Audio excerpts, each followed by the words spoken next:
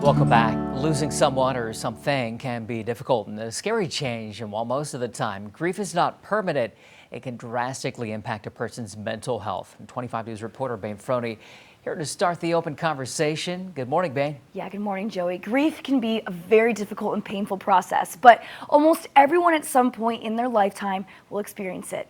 I spoke with a local therapist about what the grieving process may look like and why it's different for every person.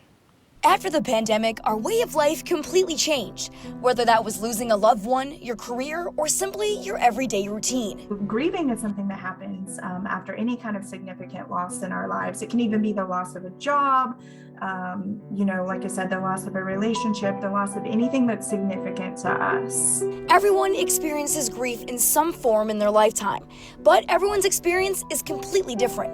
The healthiest way to talk about grief is just saying it's sometimes 1,000 feelings all at one time and sometimes no feelings at all.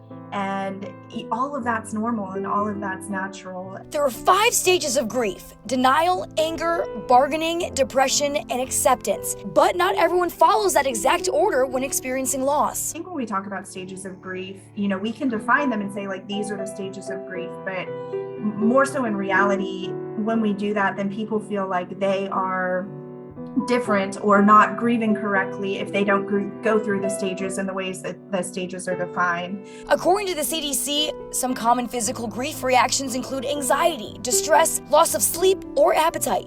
The grief doesn't just stay in its own lane, it starts bleeding into other parts of that person's life as well. Grief can impact daily routines, relationships, and your work life. But it's important to remember that there's no right or wrong way to grieve. Just being really kind and gentle with yourself and reminding yourself that there is no right way to grieve. There's no certain feelings that you're supposed to feel. There's no time frame of what you're supposed to feel and when you're supposed to feel it or how long you're supposed to hurt.